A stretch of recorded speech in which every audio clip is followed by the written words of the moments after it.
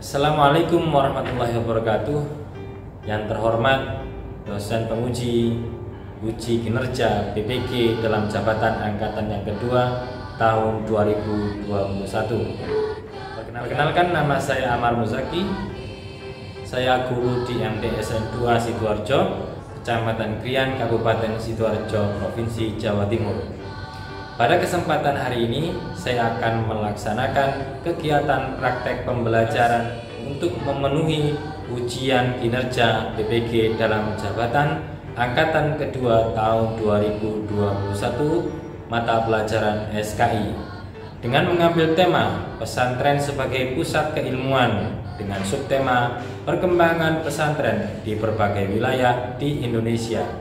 Saya harapkan kritik dan saran serta masukan agar pembelajaran yang akan saya lakukan di masa yang akan datang menjadi lebih baik lagi.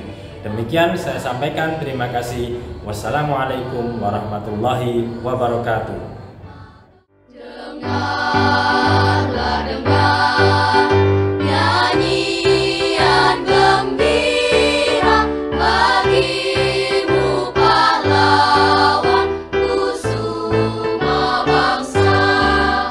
Dengarlah, dengar seruan mulia seluruh negara memuji Ikau. Dengar derap langkah pahlawan menuju medan perang, memanggil setiap putera ikut bela bangsa. Assalamualaikum warahmatullahi wabarakatuh.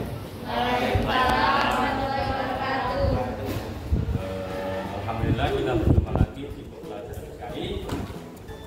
Sebelum pembelajaran kita akan berdoa dahulu yang akan dipimpin oleh temanmu. Ketua kelas, ya. Ketua kelasnya siapa? Iya. Kan? Iya. Bapak, mari aja. Ini pakai. Sebelum memulai pelajaran pada hari ini, marilah kita membaca basmalah. Bismillahirrahmanirrahim. Alhamdulillah, dengan doa kita mulai pelajaran hari ini. Tapi sebelumnya Pak Amar akan mengabsen. Ada yang tidak masuk? Masuk semua. Alhamdulillah. Baiklah, mengingatkan lagi, kemarin kita sudah membahas tentang operasi asal-usul pesantren dan perannya dalam dakwah Islam. Kalau sekarang kita akan membahas tentang perkembangan pondok pesantren di berbagai wilayah Indonesia. Perlu diketahui, perkembangan agama Islam di Indonesia itu atas jasanya para dai, para wali. Seiling wali songo sapa ae. Yang paling dekat di Jawa Timur, Sunan Ampel. Sunan? Paling Sunan Giri, Sunan Gresik, Bonang, terus Sunan Derajat. Umur pinter kan? Kalau lagi. Kamu berapa ini? 2. Kemana? Ya. Jadi kemarin kalau para ahli sejarah menganggap bahwa yang pertama kali mendirikan pondok pesantren adalah Sunan Maulana Malik atau dia dikenal dengan Sunan Gresik. Sunan Gresik abad ke-15. Setelah itu berkembang tentunya sampai sekarang. Indonesia mayoritas penduduknya Islam. Berapa persen?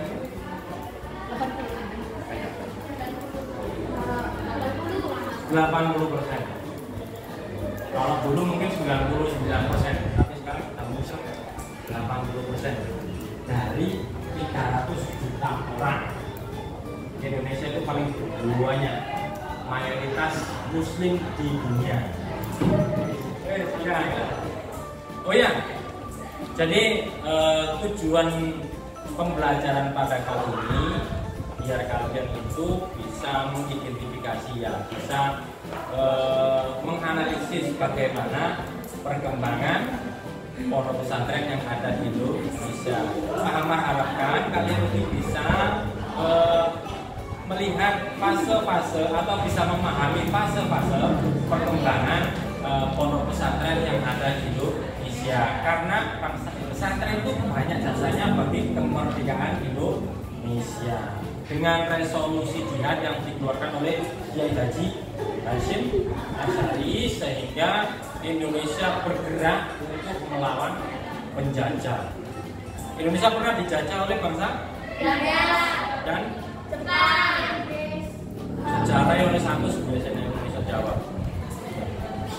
Biasanya oleh Sakus atau Sangkul lah paling tidak. Si tentang desa. Ya gurumu saya ke esor kalau.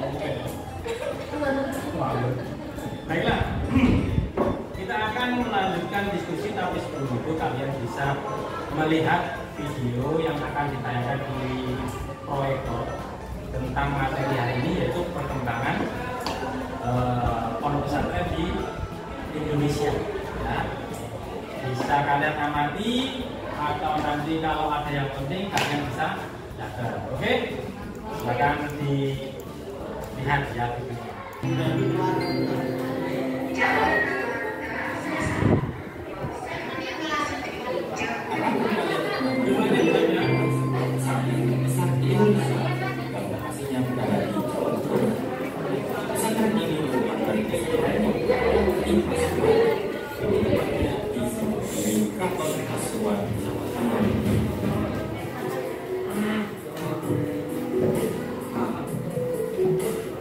Pesantren Situ Kini merupakan pesantren tertua yang ada di Indonesia dan masih ada sampai saat ini. Pesantren yang didirikan oleh Said Sulaiman ini digerakkan berdiri pada tahun 1718 Masehi di masa bukan Belanda. Pada video kali ini kita tidak akan membicarakan tentang satu pesantren saja, akan tetapi lebih luas lagi kita akan membahas perkembangan pesantren yang ada di wilayah Indonesia.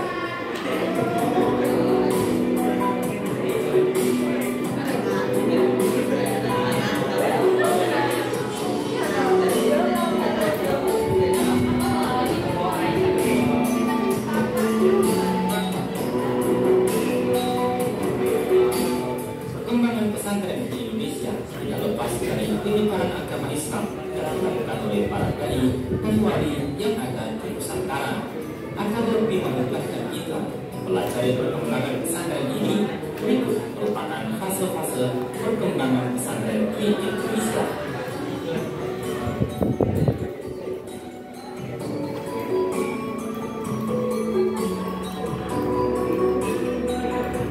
Berdirinya dan perkembangan pesantren tidak dapat dipisahkan dengan zaman Wali Songo, sehingga tidak berlebihan bila dikatakan pondok pesantren yang pertama kali adalah pondok pesantren yang didirikan oleh Syekh Maulana Khalid Ibrahim. Syekh Maulana Khalid Ibrahim yang wafat pada 12 Rabiul Awal 822 Hijriah bertepatan dengan 8 April 1419 Masehi adalah orang pertama dari Wali Songo yang menyebarkan agama Islam di Jawa, sehingga dapat disimpulkan bahwa lembaga pesantren itu sudah ada sejak abad ke-15. Dalam perkembangan pesantren, tokoh yang dianggap berhasil mendirikan dan mengembangkan pesantren dalam arti yang sesungguhnya adalah Raden Rahmat atau Sunan Ampel yang telah mendirikan pesantren di Kembang Kuning, kemudian pindah ke Ampel Denta, Surabaya, dan mendirikan pesantren di sana. Misi keagamaan dan pendidikan yang didirikan mencapai sukses, sehingga setelahnya banyak bermunculan pesantren-pesantren yang didirikan oleh para santrinya. Di antaranya adalah Pondok Pesantren Giri yang didirikan oleh Sunan Giri, Pesantren Demak oleh Raden Fatah, dan Pesantren Tuban oleh Sunan Bonang.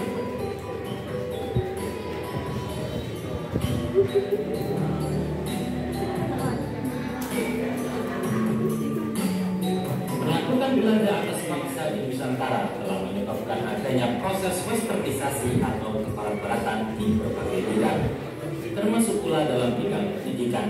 Berdalih pembaharuan mereka menyelinapkan misi kristenisasi untuk kepentingan Barat dan agama Nasrani.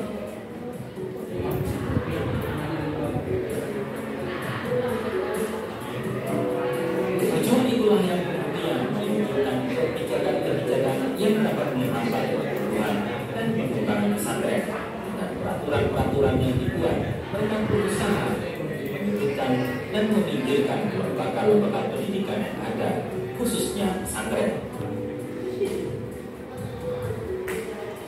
Pemerintah Belanda berusaha menyudutkan lembaga pendidikan Islam dengan membuat kebijakan-kebijakan yang melarang kiai memberikan pengajaran agama kecuali ada izin dari pemerintah. Pemerintah Belanda melakukan penutupan terhadap madrasah-madrasah dan pesantren-pesantren yang tidak memiliki izin dari pemerintah. Jepang menjajah Indonesia setelah menguasai pemerintah Hindia Belanda dalam Perang Dunia Kedua. Mereka menguasai Indonesia pada tahun 1942 dengan membawa semboyan Asia Timur Raya untuk Asia dan semboyan Asia Baru. Pada awalnya, sikap pemerintahan Jepang menampakkan sikap yang sangat menunjukkan Islam, seakan-akan membela kepentingan Islam. Sikap tersebut ternyata adalah siasat Jepang untuk memanfaatkan kekuatan Islam dan nasionalis untuk kepentingan perang Asia Timur Raya. Namun, sikap Jepang itu tidak berlangsung lama karena setelah mendapat tekanan dari pihak sekutu, pemerintah Jepang bertindak sewenang-wenang dan bahkan lebih kasar dan kejam daripada pemerintahan Hindia Belanda. Kegiatan sekolah diberhentikan diganti dengan kegiatan baris berbaris dan latihan perang untuk membantu Jepang, sehingga para kiai banyak yang ditangkap akibat melakukan pembangkangan dan pemberontakan.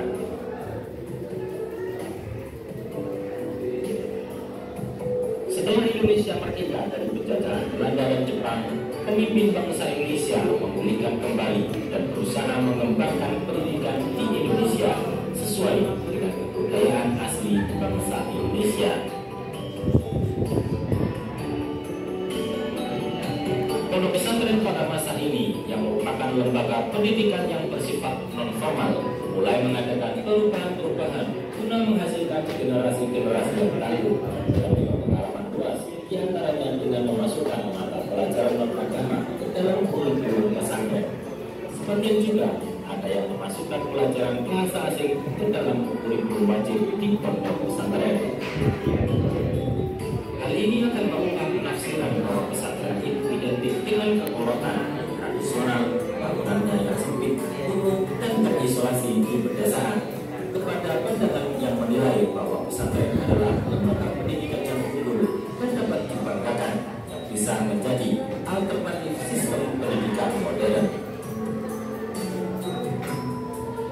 Salah satu bukti berhasilnya pendidikan dalam pesantren adalah alumni-alumni pondok pesantren saat sekarang ini sudah banyak yang sukses berkecimpung di berbagai bidang, mulai dari kalangan elit sampai di bawah. Ini menunjukkan besarnya peranan pesantren dalam ikut andil menyukseskan pembangunan bangsa Indonesia. Berikut merupakan pesantren-pesantren yang ada di Indonesia yang sejak zaman dahulu sampai sekarang masih eksis dan tetap ada sampai sekarang.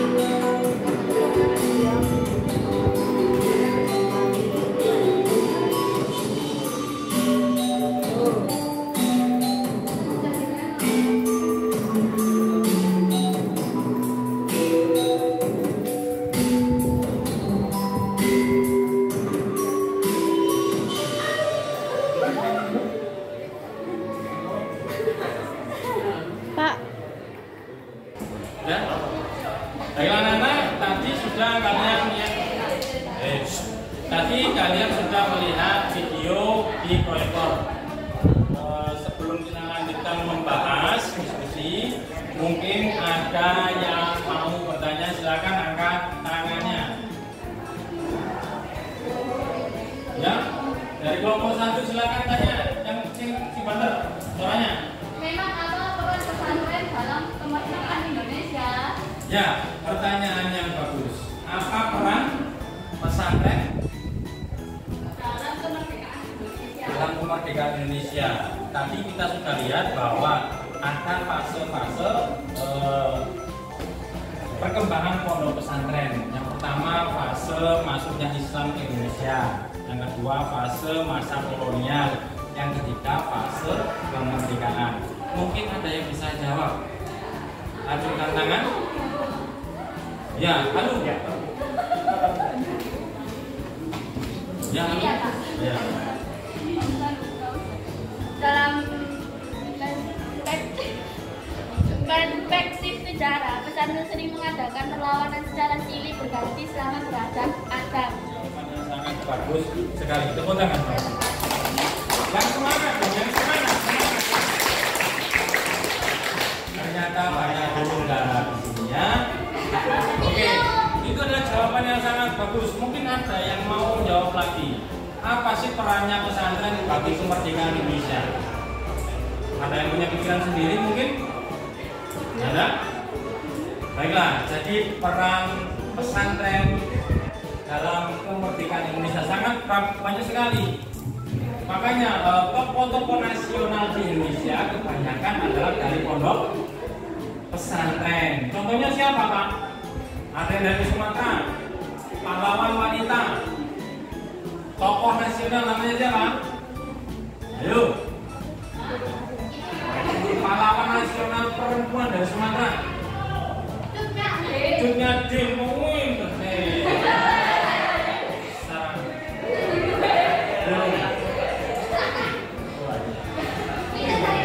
Terus yang lagi ayo. Tengku Imam. Jangan pakai. Kamu bisa lihat di internet, pasti kamu menemukan tokoh-tokoh yang basicnya latar belakangnya dari pesantren. Makanya pesantren itu melahirkan tokoh-tokoh nasional itu banyak sekali. Ya, baiklah. Untuk kita lanjutkan diskusi hari ini tentang perkembangan pondok pesantren di Indonesia. Silakan ini kalian diskusikan dengan kelompok kalian. Ya. Itu ada artikel sebagai acuan kalian diskusi untuk membuat resume. Ya. Nanti ada setelah dilihat artikelnya kalian membuat resume. Setelah itu kalian akan mempresentasikan di depan kelas kelompok satu persatu ya. Silakan kalian diskusikan.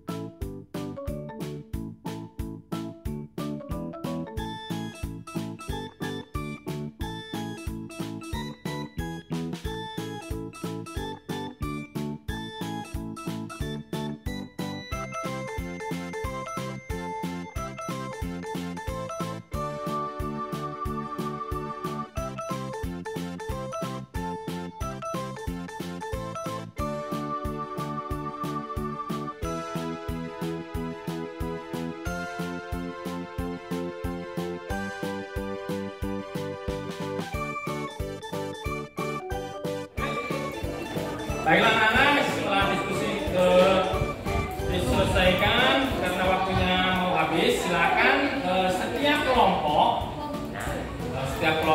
silakan mempresentasikan hasil diskusinya, hasil kesimpulannya di depan kelas. Dari kelompok 1, silakan.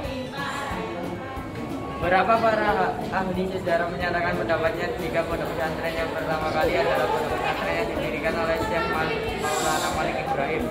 Syekh Maulana Malik Ibrahim yang wafat pada 12 Rabiul Awal 822 Hijri. Baiklah, itu nanti presentasi dari kelompok 1. Kelompok kanan. Presentasi dari kelompok 2. Silakan berdiri. Pada fase masa kolonial, pesantren mengalami hambatan, tekanan dari pemerintah kolonial baik dari Belanda maupun Jepang, dengan diberlakukannya aturan yang membatasi gerak-gerik pesantren untuk berkembang seperti mendirikan sekolah-sekolah Kristen dan menutup sekolah atau madrasah yang tidak punya izin. Ya, demikian dari kelompok 2. Sekarang kelompok 3. Yang angkanya nggak usah dibaca. Pondok pesantren pada masa ini yang merupakan lembaga pendidikan yang bersifat non-formal mulai mengadakan perubahan-perubahan guna menghasilkan generasi-generasi yang tangguh, yang berpengalaman luas, diantaranya dengan memasukkan mata pelajaran non-agama ke dalam kurikulum pesantren. Sebagian juga ada yang memasukkan pelajaran bahasa asing ke dalam kurikulum wajib di pondok pesantren. Baiklah, itu tadi kelompok 3. Baiklah, tadi sudah kalian diskusi, kemudian kalian mencari informasi tentang perkembangan pesantren di Indonesia. Ada yang tahu?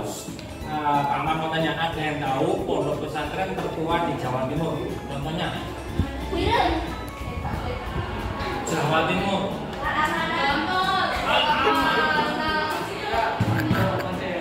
Gontor, ada yang lebih tua lagi dari Gontor.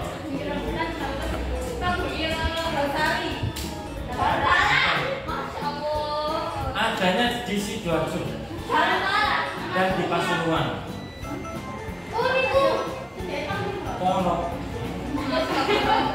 Pondok pesantren Sidogiri Pasuruan. Yang kedua, pondok pesantren yang ada di Siwalan, Buduran, namanya pondok pesantren Hamdania. Pondok pesantren ini adalah salah satu pondok tertua yang mana pernah menjadi tempat belajarnya pendiri NU. Siapa?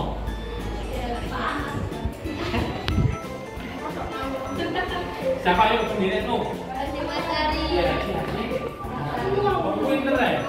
Kelompok 1 mesti pinter. Untuk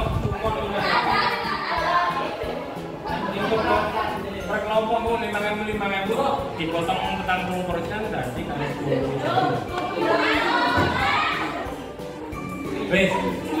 Jadi kita bisa tarik kesimpulan ya. Jadi bisa kita tarik kesimpulan jika fase perkembangan pesantren yang ada di Indonesia melalui 3 tahap, dilihat itu 3 tahap, yaitu fase apa saja? Ya, maksudnya Islam Indonesia? Masa kolonial dan fase kemerdekaan. Terus kemudian di masa yang sekarang ini, kamu bisa lihat, menurut kamu pondok pesantren yang sekarang itu termasuk dalam pesantren modern apa tradisional? Kalau kamu bisa bicara, ngomong kalau itu modern, kenapa?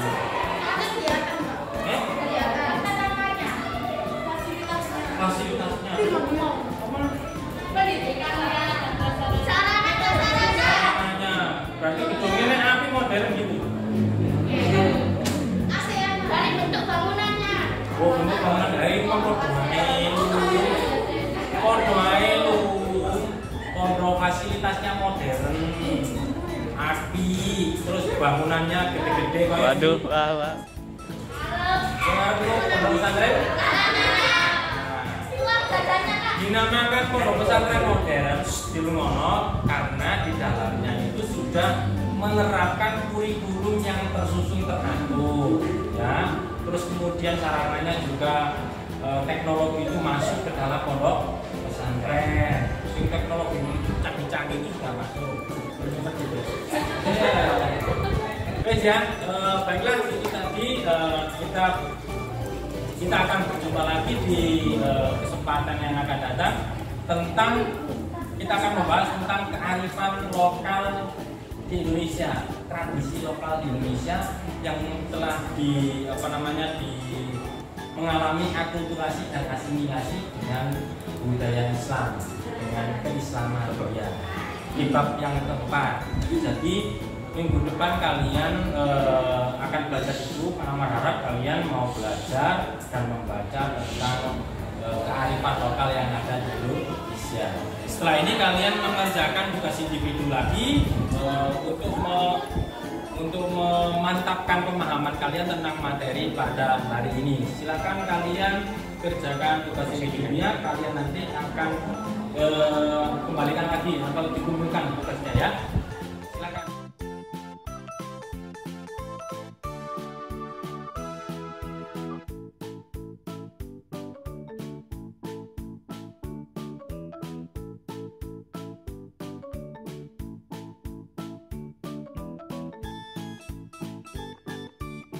Baiklah, silakan ke wakil tua untuk menutup pelajaran kita kali ini. Sebelum mengakhiri pelajaran pada hari ini, marilah kita baca bacaan hamdalah. Alhamdulillahirabbil alamin.